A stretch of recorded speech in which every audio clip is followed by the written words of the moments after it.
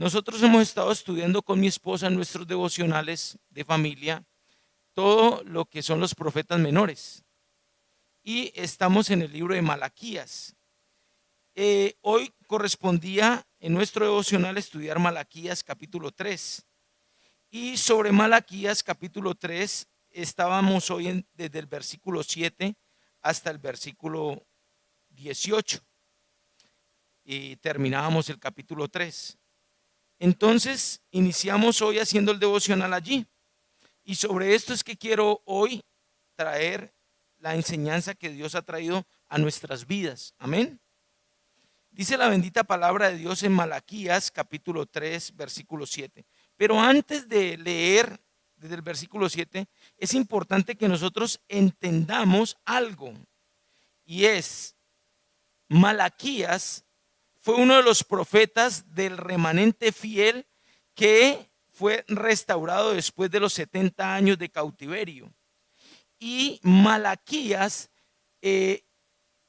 su profecía se dio cuando estaba precisamente el pueblo saliendo precisamente del cautiverio de Nabucodonosor, y que estaba el rey Ciro, el rey Darío, el rey Altajerjes, que permitieron que el pueblo de Israel fuera otra vez a Jerusalén y reconstruyeran el templo y reconstruyeran los muros y se reconstruyera toda Jerusalén. En esa época es que Malaquías, o se da la profecía de Malaquías, porque es importante que nosotros entendamos eso, que en qué momento o en qué era o etapa era que estaba hablando Malaquías todas estas cosas. Y se refería precisamente a esta situación que estaba ocurriendo. Malaquías trata del juicio moral de Dios contra el remanente que había sido restaurado por la gracia bajo la dirección de Esdras y Nehemías y Altajerjes. Esdras y Nehemías y Zorobabel, que es algo importante hablar de Zorobabel, porque resulta que cuando se restaura el pueblo, el templo y Jerusalén, se hace bajo estas tres personas. Dios utiliza a estas tres personas, a Zorobabel, a Esdras y a Nehemías. No fue solamente, y es importante eso, ¿no? Fueron tres momentos, o por decir algo, tres situaciones diferentes donde llegaron para restaurar todo lo que era el templo y Jerusalén. Y no fue solo Nehemías y Esdras. La palabra de Dios nos habla de Zorobabel, y él fue importante allí. Ahorita lo vamos a ver. Bueno, entendiendo entonces que se trata de ese juicio moral que Dios hace a través de Malaquías con el pueblo judío, entonces ahora sí vamos al capítulo 3, versículo 7. Dice: desde los días de vuestros padres os habéis apartado de mis leyes y no las guardasteis. Volveos a mí y yo me volveré a vosotros, ha dicho Jehová de los ejércitos. Mas dijisteis: ¿en qué hemos de volvernos? ¿Robará el hombre a Dios? Pues vosotros me habéis robado. Y dijisteis: ¿en qué te hemos robado? En vuestros diezmos y ofrendas. Malditos sois con maldición, porque vosotros, la nación toda, me habéis robado. Traed todos los diezmos al alfolí y haya alimento en mi casa. Y probadme ahora en esto, dice Jehová de los ejércitos, si no os abriré las ventanas de los cielos y derramaré sobre vosotros bendición hasta que sobreabunde. Reprenderé también por vosotros al devorador, y no os destruirá el fruto de la tierra, ni vuestra vid en el campo será estéril, dice Jehová de los ejércitos. Y todas las naciones os dirán bienaventurados, porque seréis tierra deseable, dice Jehová de los ejércitos. Vuestras palabras contra mí han sido violentas, dice Jehová, y dijisteis: ¿en qué hemos hablado contra ti? Habéis dicho: por demás es servir a Dios. ¿Qué aprovecha que guardemos su ley y que andemos afligidos en presencia de Jehová de los ejércitos? Decimos pues ahora: bienaventurados son los soberbios y los que hacen impiedad. No solo son prosperados, sino que tentaron a Dios y escaparon. En otras palabras, no hubo juicio para ellos. Entonces los que temían a Jehová hablaron cada uno a su compañero, los que temían a su compañero. Y Jehová escuchó y oyó. Y fue escrito el libro de memoria delante de él para los que temen a Jehová y para los que piensan en su nombre. Y serán para mí especial tesoro, ha dicho Jehová de los ejércitos, en el día en que yo actúe. Y los perdonaré como el hombre que perdona a su hijo que le sirve. Entonces os volveréis y discerniréis la diferencia entre el justo y el malo, entre el que sirve a Dios y el que no le sirve. Amén. Manitos, a mí me llamaba mucho la atención porque tenemos, para entender lo que acá está diciendo Malaquías, que por lo general siempre sacamos toda esta lectura del contexto y le hacemos una cantidad de aplicaciones y uno escucha una cantidad de aplicaciones que hacen hoy en día en las iglesias, empezando porque lo traen para infundirle temor a la gente y decirle que por eso es que les va mal, sencillamente porque no han dado el diezmo, y sacan todo el tema del contexto. Es importante una vez volver nosotros al momento en que Malaquías estaba diciendo esto y en qué momento era que se encontraba. Para que nosotros podamos entender eso, yo quiero ir rápidamente al libro de Nehemías. Quiero que vayamos al libro de Nehemías y que vayamos a Nehemías capítulo 13. Porque posiblemente, según los eruditos y estudiosos, cuando Malaquías dice esto, fue más o menos, según dicen los eruditos, esto ocurrió según aquellas personas, según Nehemías, en el capítulo 13, cuando Nehemías hizo 2 viajes a Jerusalén. En el primer viaje, cuando Nehemías sale de Jerusalén y vuelve otra vez donde el rey, él demora un tiempito y en ese momento prácticamente se desbarata todo y parece ser que en ese momento es donde Malaquías hace lo que dice Malaquías dice esta profecía acá en el capítulo 3. Cuando Malaquías se expresa así, estaba ocurriendo lo que está pasando en Nehemías 13, porque Nehemías había vuelto otra vez de Jerusalén al rey y luego vuelve. Entonces se cree que es en ese momento en que Nehemías deja a Jerusalén cuando estaba reconstruyendo los muros y vuelve donde el rey, que ocurre esto, que el pueblo se estaba apartando. Y aquí es muy importante que leamos Nehemías capítulo 13. La ley y el asunto de la separación, dice Nehemías 13. Aquel día se leyó en el libro de Moisés, oyendo el pueblo, y fue hallado escrito en él que los amonitas y moabitas no debían entrar jamás en la congregación de Dios, por cuanto no salieron a recibir a los hijos de Israel con pan y agua, sino que dieron dinero a Balaam para que los maldijera. Mas nuestro Dios volvió la maldición en bendición. Cuando oyeron pues la ley, separaron de Israel a todos los mezclados con extranjeros.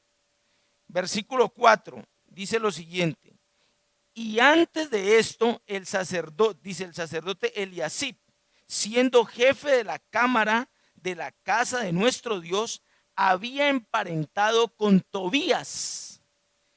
¿Y se acuerdan quién era Tobías? Uno de los del otro lado del río, que estaba en contra de que se reconstruyera el templo y toda Jerusalén.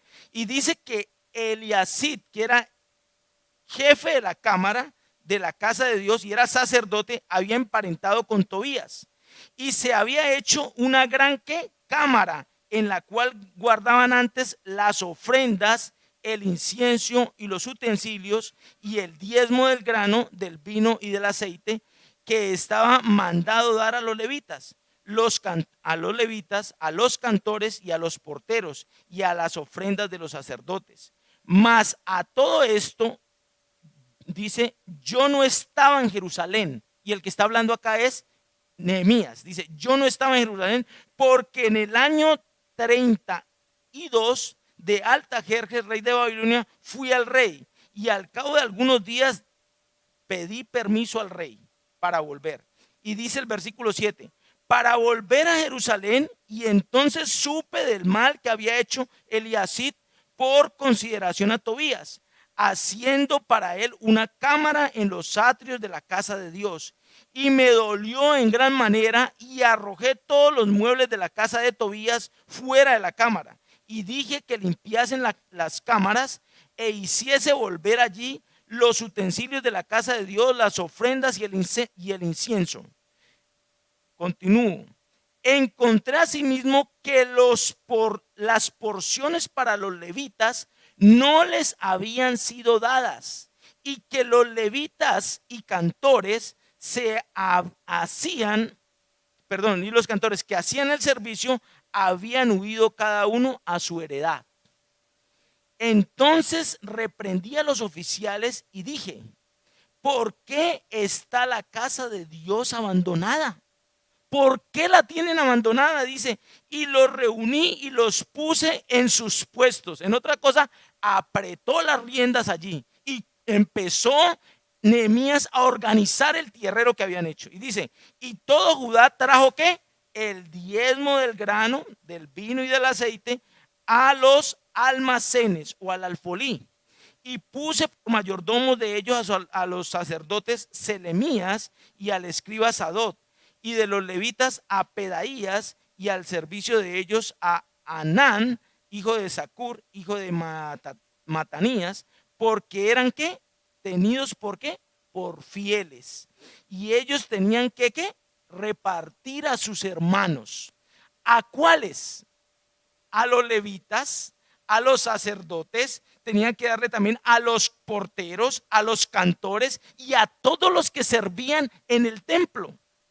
Y dice, acuérdate de mí, oh Dios, en orden de a esto, dice Nehemías, no borres mis misericordias que hice en la casa de mi Dios y en su servicio.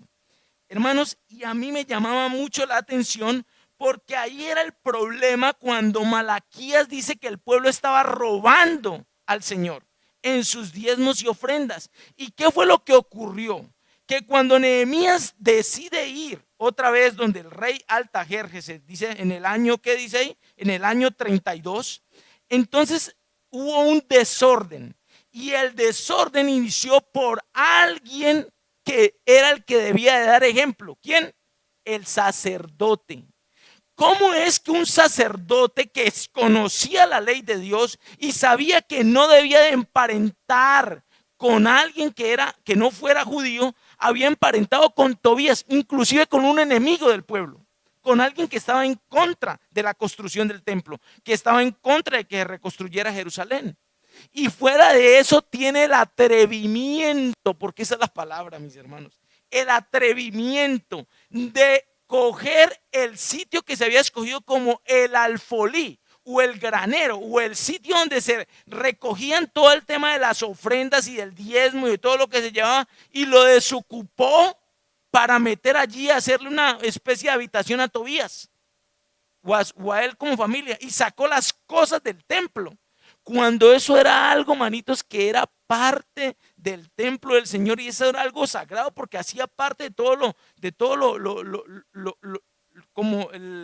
como por decirlo así, la estructura de la casa de Dios. ¿Cómo va a coger el sitio que era destinado para el alfolí, donde se guardaba el diezmo del grano y de todo lo que se llevaba, para desocuparlo, que porque yo emparenté con Tobías y quiero que él tenga un sitio acá dentro de la casa del Señor?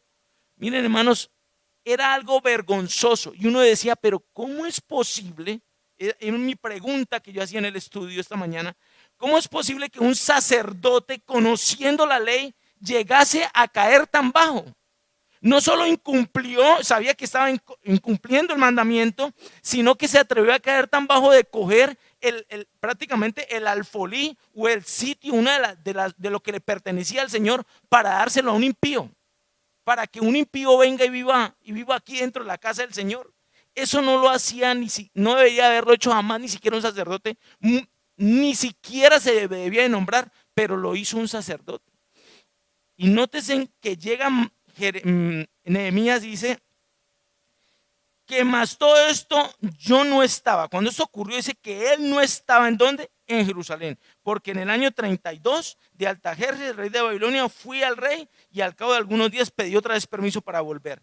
Y dice que para volver a Jerusalén, y entonces supe del mal que se había hecho por Eliasib por consideraciones a Tobías, haciendo para él una cámara en los atrios de la casa de Dios, o sea, haciéndole una habitación a un impío, a un pagano, a un enemigo.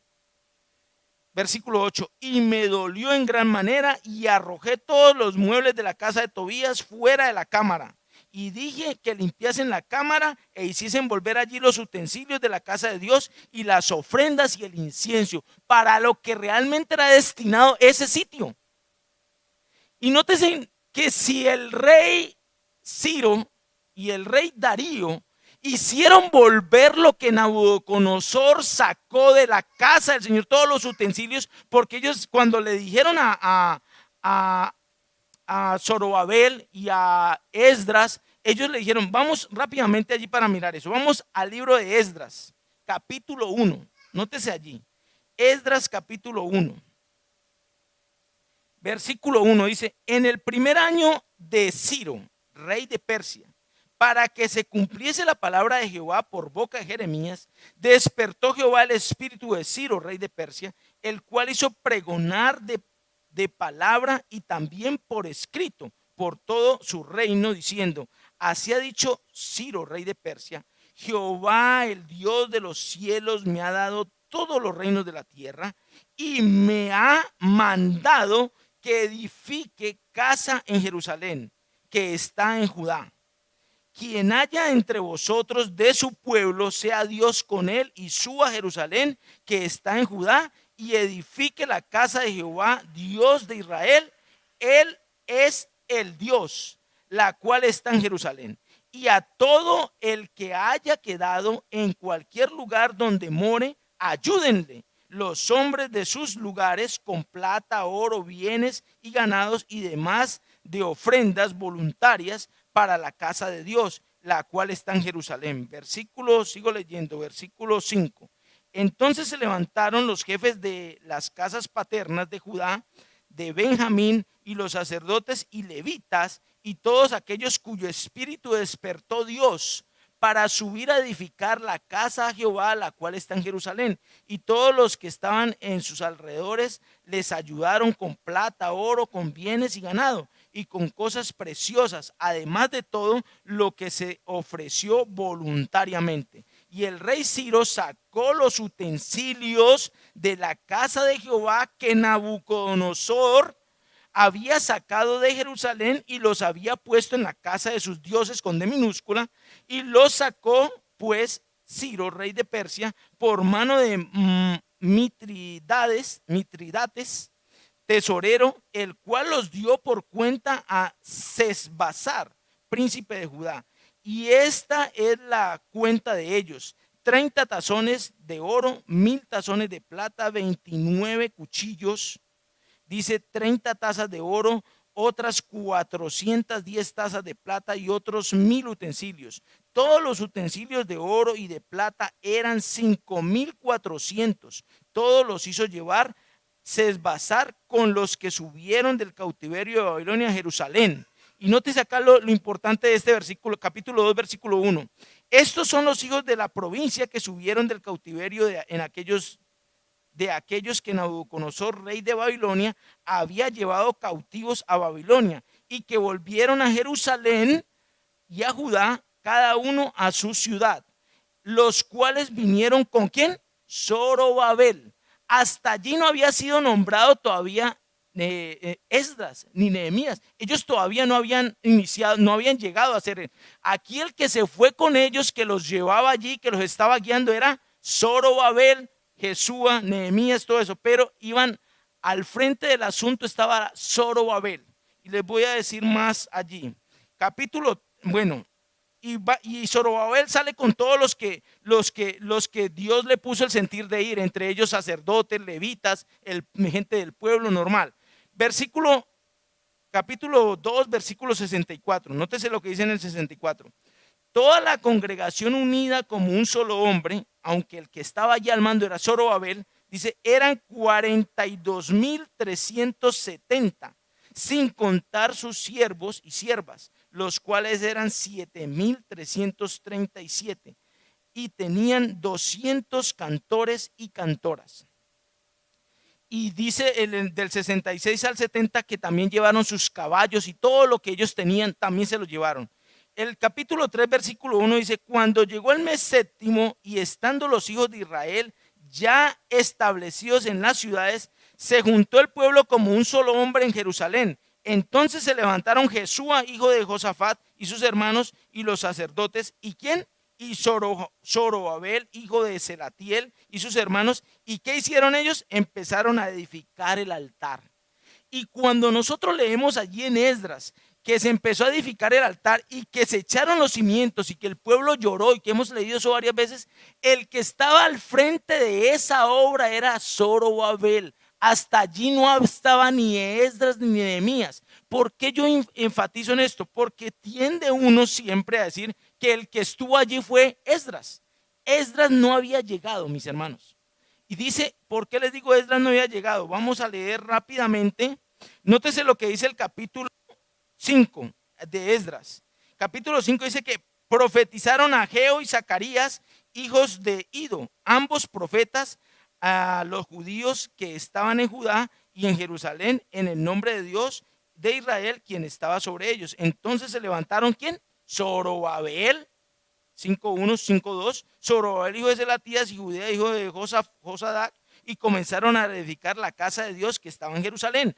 Pero nótese entonces que aquí aparece Ageo y Zacarías, lo que significa que cuando leemos Ageo y Zacarías, el contexto en el que ellos hablan es de ese momento cuando fueron a reconstruir una vez más Jerusalén y el templo, bajo el liderazgo de ¿quién? De Zorobabel. Y léase lo que dicen en el capítulo 7. Capítulo 7, aquí aparece Esdras en el escenario. Capítulo 7, versículo 1. Pasadas estas cosas, el reinado de Altajerjes, rey de Persia, Esdras, hijo de Serasías, hijo de Abdías, hijo de Hilcías, hijo de dice, este Esdras subió de Babilonia y era escriba diligente en la ley de Moisés, que Jehová Dios de Israel había dado, y le concedió el rey todo lo que pidió, porque la mano de Jehová su Dios estaba sobre Esdras. Pero Esdras aparece con otro grupo de gente ya en el capítulo 7. Y me agarré a investigar porque hay veces cuando tengo el tiempo, me gusta empezar y me agarro a mirar tiempos y todo eso. ¿Saben cuánto tiempo había pasado desde el momento en que Zorobabel sale allá con el rey Ciro, que le da la orden, y sale Zorobabel con toda la gente a reconstruir Jerusalén y el templo? Habían pasado 78 años cuando llegó Esdras. 78 años. Eso no fue como uno lo lee y uno cree que a los mesecitos o al tiempito que llegó Esdras. No, habían pasado 78 años cuando llega Esdras con otro grupo de judíos a ayudar y apoyar. Y Esdras era, aquí dice claramente, era escriba, pero también era sacerdote. Nótese lo que dicen, vamos a leer el mismo Esdras, capítulo 7, el versículo 10. Porque Esdras había preparado su corazón para inquirir en la ley de Jehová y para cumplirla, para enseñar en Israel sus estatutos y decretos.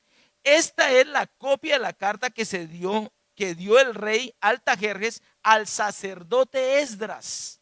Dice, escriba versado. Era sacerdote y era escriba versado en los que mandamientos de Jehová y en sus estatutos de Israel. Altajerjes, rey de reyes, dice, a Esdras, sacerdote y escriba erudito en la ley del Dios del cielo, paz.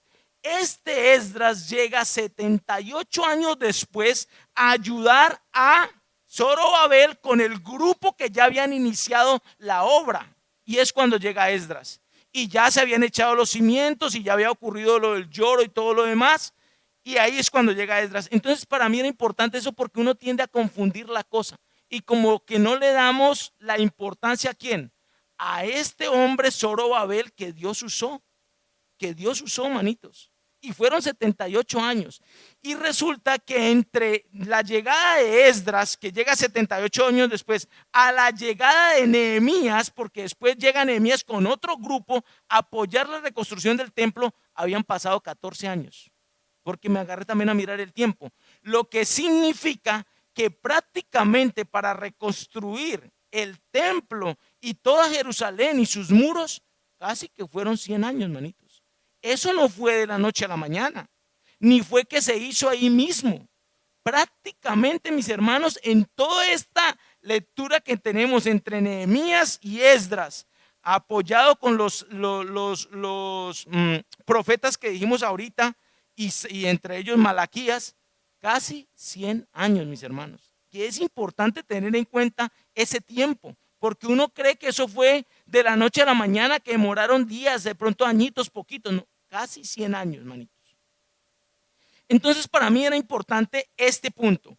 ¿Qué es importante también recalcar de la parte de Esdras? Cuando Esdras ya llega como sacerdote a arreglar la cosa, entonces Esdras dice que lo primero que hace Esdras, mis hermanos, y quiero enfatizar en eso porque es importante, Esdras dice que en el capítulo 8 dice que Esdras empieza a buscar a los levitas, porque cuando Esdras llega, imagínense que ya habían pasado 78 años y el pueblo todavía no había arreglado el tema del culto como tal. Estaban quienes estaban dispersos, los sacerdotes y los levitas, no estaban por ningún lado. Mire lo que dice Esdras en el capítulo 8, versículo 15. Y los reuní junto al río que viene a Abba, y acampamos allí 3 días, y habiendo buscado entre el pueblo, entre los sacerdotes, no hallé allí de los hijos de Leví, no halló a nadie. Y dice el versículo 10, entonces despaché a Eliezer, a Ariel, a Semanías, a Elnatán, a Jarit, a Eltán, a Natán y a Zacarías y a Mesulán, hombres principales, asimismo a Joriarit y a Elnatán, hombres doctos, y los envié a Idos, jefes en lugar llamados de Casifía, y puse en boca de ellos las palabras que habían de hablar a Ido y a sus hermanos, sus sirvientes del templo, en lugar llamado Casifía, para que nos trajesen. ¿Qué tenían que traer ellos? Ministros para la casa de nuestro Dios. Y nos trajeron según la buena mano de nuestro Dios sobre nosotros un varón entendido de los hijos de Milí, hijo de Leví, hijos de Israel, Seratías, hijos de los hermanos de 18, y Abdías de los de, y empezaron a recoger a todos los levitas que no estaban presentes allí, porque prácticamente se habían dispersado y todavía no se había instaurado el templo. Y la pregunta es, ¿por qué estaban dispersos? ¿Por qué? Porque el pueblo no estaba ni diezmando ni ofrendando, y como tal no había cómo sustentar a los que servían en la casa del Señor. Y Esdras llega a cuadrar ese asunto y siempre enfatizan eso.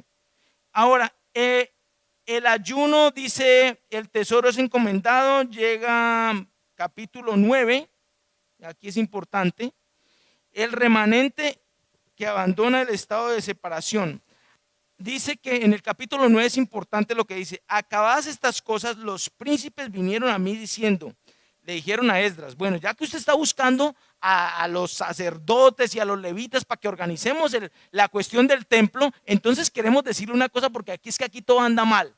No solo que no estábamos diezmando ni ofrendando, sino que es que aquí nos torcimos. Y nótese lo que dice el capítulo 9, le dicen a Esdras: acabadas estas cosas, los príncipes vinieron a mí diciendo, el pueblo de Israel y los sacerdotes en cabeza de ellos, porque estaban dando mal ejemplo, ¿qué hicieron? Y levitas no se han separado de los pueblos de las tierras de los cananeos, heteos, fereceos, jebuseos, amonitas, moabitas, egipcios y amorreos, y hacen conforme a sus abominaciones. Oiga, y dice que Esdras se da cuenta prácticamente que los sacerdotes, levitas y todo el mundo se habían emparentado con esos pueblos que el Señor les ha dicho que no lo hicieran. Versículo 5. Y a la hora del sacrificio de la tarde me levanté de mi aflicción y habiendo rasgado mi vestido y mi manto, me postré de rodillas y extendí mis manos a Jehová mi Dios. Y dije, Dios mío, confuso y avergonzado estoy para levantar, oh Dios mío, mi rostro a ti, porque nuestras iniquidades se han multiplicado sobre nuestra cabeza y nuestros delitos han crecido hasta el cielo. Esdras estaba dolido y avergonzado por todo lo que los sacerdotes en cabeza de ellos, que conocían la ley, los levitas y todo el mundo, había hecho todo lo contrario a la palabra del Señor. Y entonces en el capítulo 10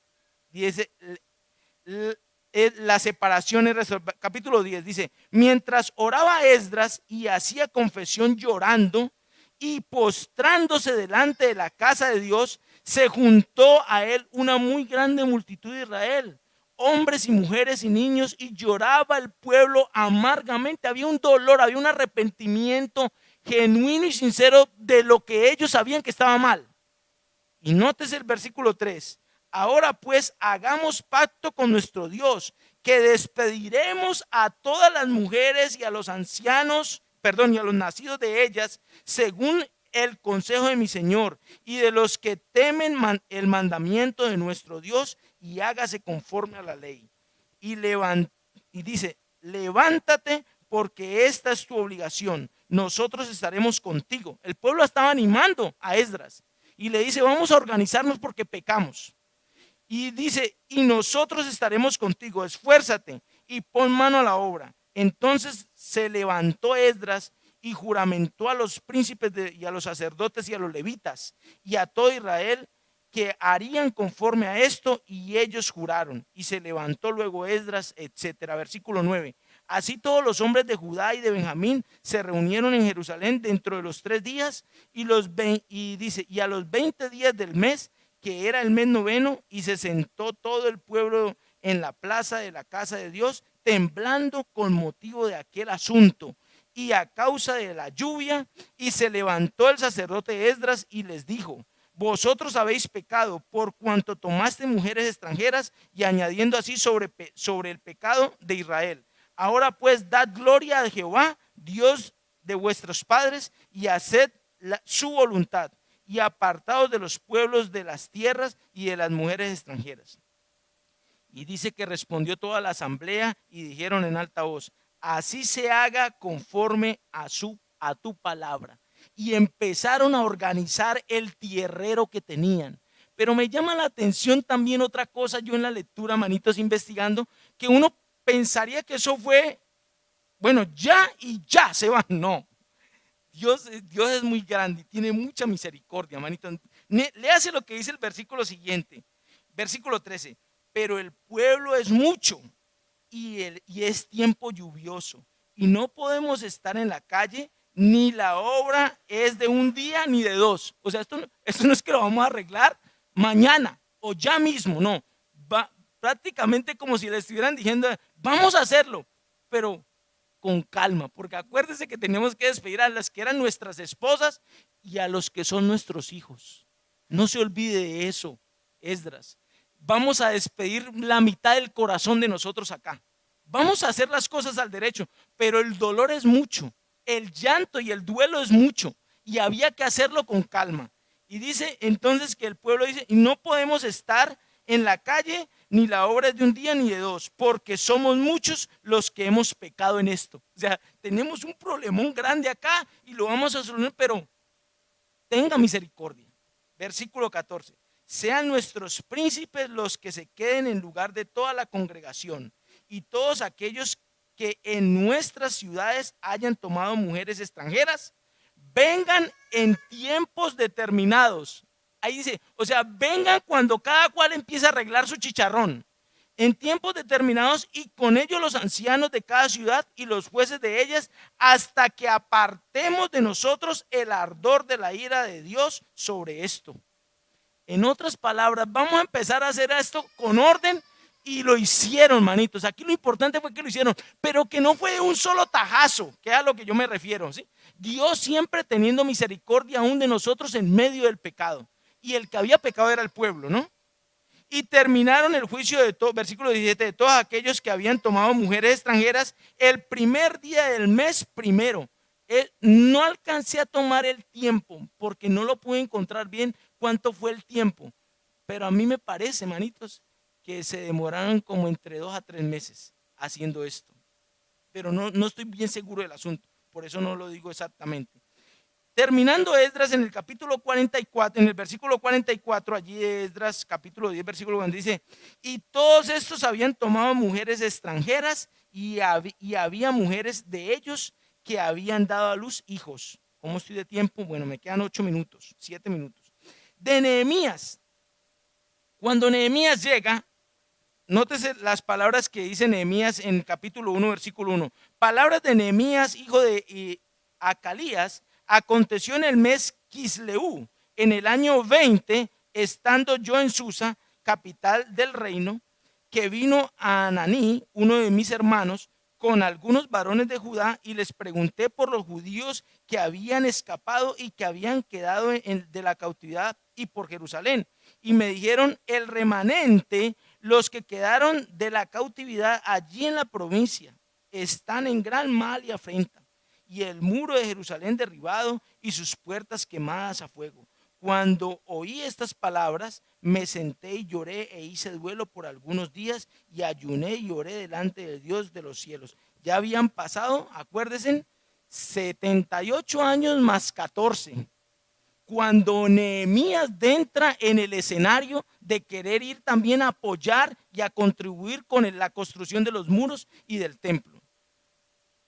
Capítulo 2, versículo 1. Sucedió que en el mes Nisán, en el año 20 del rey de Artajerjes, que estando yo ya el vino delante de él, tomé del vino y lo serví al rey, y como yo no había estado antes triste en su presencia, bueno, ya el rey le dice y le da el permiso para ir. ¿Qué quiero ir a Nehemías? Ya Nehemías empieza a hacer todo lo demás y él empieza a organizar todo el asunto, pero me llama la atención cuando llegamos al capítulo 13 de Nehemías. Capítulo 13 de Nehemías, mis hermanos. En el capítulo 13 de Nehemías, ya cuando Nehemías entonces, donde estábamos ahorita, Nehemías ya llevaba un tiempo con ellos allí, ya habían construido los muros y acuérdese que había ocurrido algo importante, que había habido ataques también, ¿no? Y Nehemías no solo había tenido que organizar unos problemas que habían, no solo de los que lo atacaban de afuera, sino que había unos problemas de adentro. Que algunos judíos de adentro, ellos mismos tenían a otros, sus hermanos judíos, ¿cómo los tenían? Como esclavos. ¿Se acuerdan del asunto? Los tenían como esclavos, le habían quitado las tierras, le habían quitado el dinero y ya los tenían hasta, ya como no tenían que más empeñar, se habían vendido ellos mismos. Y Nehemías como gobernador, porque Nehemías era ya parte del gobernador, tiene que organizar ese tema, organizar ese asunto, y es el que se pone al frente con los muros, y hacen la dedicación del muro, logran reconstruir los muros y las puertas, etcétera. Y entonces ya cuando Nehemías llega, es cuando encuentra, se tiene que volver a ir allí, y en ese momentico en que Nehemías deja al pueblo solo y se va, vuelve y se arma otro tierrero. Y es cuando ya, mire lo que hace el sacerdote, le da la casa, le da la parte donde se guardaban todas las cosas que para el suegro Tobías, que para que tuviera una piecita ahí, una alcoba. Y Nehemías viene y cuadra eso, y entonces ya Nehemías acá, versículo 10, encontró a sí mismo, dice, mire lo que dice el versículo 10, encontró a sí mismo que las porciones de los levitas no les habían sido dadas, y que los levitas cantores y aún los porteros, porque eran todos los que servían en el templo, dice, hacían el servicio, habían huido cada uno a qué, a su heredad. ¿Por qué? Pues se morían de hambre, no había cómo tener el sustento. ¿Para qué era el diezmo? ¿Para qué era? Acuérdense lo que dice la palabra, el diezmo era porque Leví, la tribu de Leví, nunca le fue dado heredad. Y por eso todas las otras 11 tribus llevaban el diezmo allá al alfolí, porque de eso era lo que los levitas que no tenían heredad debían de comer, y ellos de ese diezmo que les daban todo el pueblo, le daban también el diezmo a los sacerdotes, porque los sacerdotes también debían comían de ahí, de lo mismo. O sea, mire lo importante. Entonces, el asunto aquí, cuando hablamos de ese tema de Malaquías, no era que Dios necesitara plata de nosotros, pero nótese que el tema era mucho más profundo. El tema es que cuando una persona como el pueblo dejó de diezmar y de ofrendar, no se pudo continuar con el servicio del templo, y tanto los sacerdotes como los levitas, cantores, porteros y todo el mundo tuvo que irse de vuelta a sus casas. Y dice aquí, leyendo y estudiando, que ellos tenían que volverse a la agricultura, tenían que volverse a dedicar a trabajar la tierra. Cada que habla de los profetas dice que algunos de ellos eran ¿qué? Cuando habla de los profetas eran agricultores.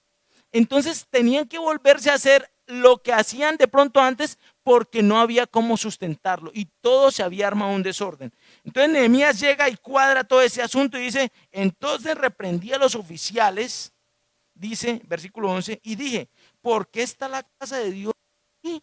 ¿Por qué está la casa de Dios abandonada? ¿Qué está pasando? Y los reuní y los puse en su puesto. Oiga, me gusta mucho esa palabra que dice Nehemías. Así que ese cuentico que no, que es que todo es paz y amor y que hay que hablarle con cariño. Yo les aseguro que Nehemías aquí no le habló con cariño a ninguno. Le habló golpeadito y fuertecito. Y a cada cual lo puso en su lugar, porque estaban ofendiendo la casa del Señor. Los puse en su sitio, dice acá, en sus puestos. Y todo Judá, entonces así, cuando organizó toda la cosa, ¿qué dice?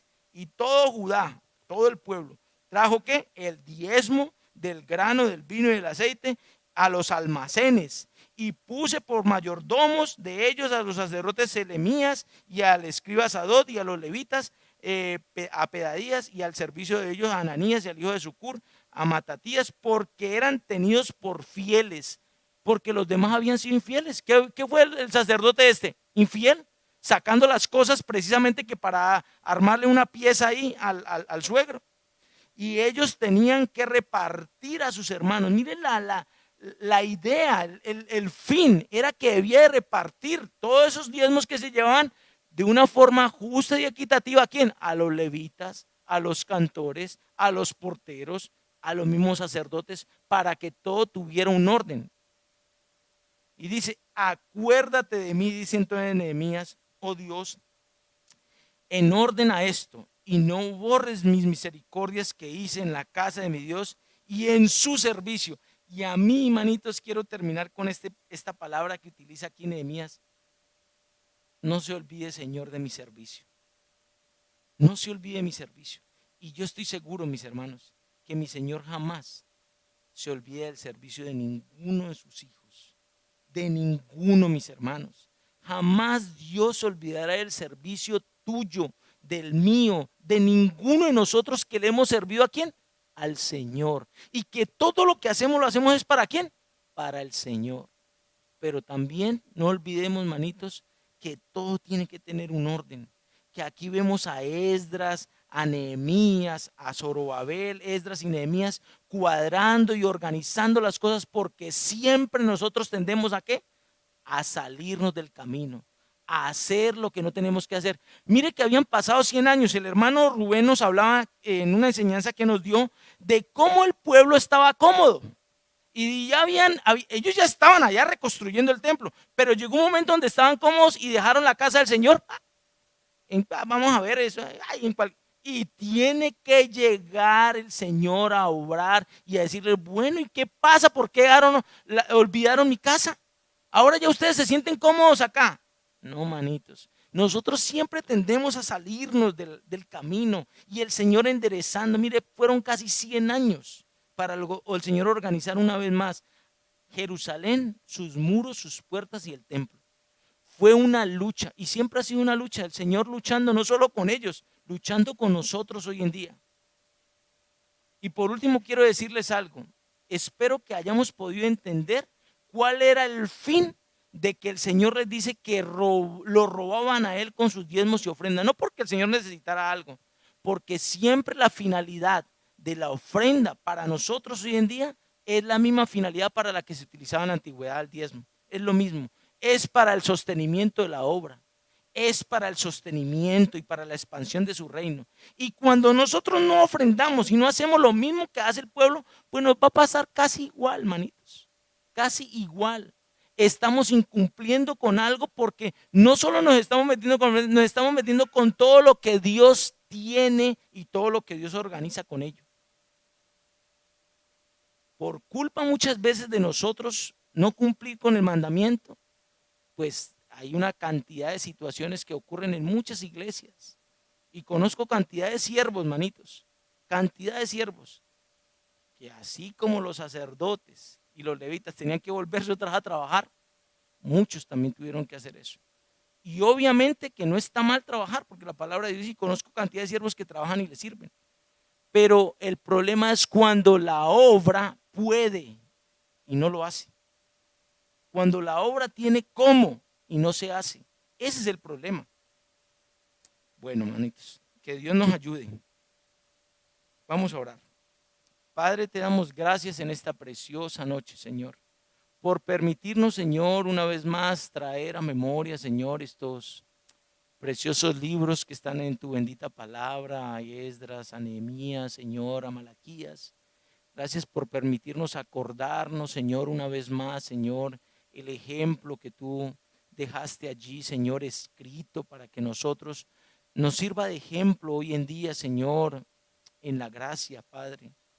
Sabemos que hoy en día, Señor, nosotros no recogemos un diezmo, Señor, pero está establecido para los hijos, Señor, el mandamiento de la ofrenda.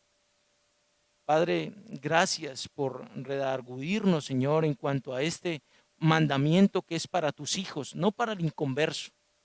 Y Padre, gracias por hacernos entender que aunque en la antigüedad, Señor, el pueblo hacía y daba con gozo el diezmo, Señor, nosotros hoy en día en la gracia, con la ofrenda, no somos menos que ellos, Señor.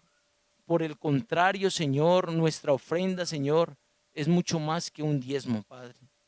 Permítenos entenderlo de esa manera, Señor, y que nuestra ofrenda, cada que nosotros la traigamos a tu casa, Señor, sea, Señor, recubierta de lo que tu bendita palabra dice. Dice que no debemos de ofrendar, Señor, sino de corazón, Padre, y hacerlo con gozo y con alegría, no con tristeza, porque dice tu bendita palabra que Dios ama al dador alegre. Permítenos, Señor, cada que podamos ofrendar, Señor, hacerlo con el gozo y con la alegría, Señor, de saber que si traemos una ofrenda es porque tú ya nos has dado, Señor, la provisión. De lo recibido de tu mano te damos, Señor, y dice tu bendita palabra que cada uno ponga aparte algo según haya prosperado, según tú nos hayas dado, según tú nos hayas bendecido, Padre. Y no tenemos sino palabras de agradecimiento para contigo, Señor. Ayúdanos a cumplir con este hermoso mandamiento, Señor, porque con él estamos contribuyendo a tu obra, Señor, a la administración de tu obra con tu pueblo, Señor, y a la extensión de tu reino, Padre. Te damos gracias, Padre bendito, por tanto amor y tanta misericordia, Señor, y gracias por esos hermosos ejemplos que encontramos en tu bendita palabra. Padre, queremos también pedirte que seas tú cuidando, guardando y protegiendo a cada uno de nuestros hermanos de regreso a casa, Señor, en esta noche, Señor, que nos lleves con tu fiel cuidado. Te lo pedimos de todo corazón, Señor. Todo esto en el dulce nombre de tu amado Hijo, nuestro Señor y Salvador Jesucristo. Amén.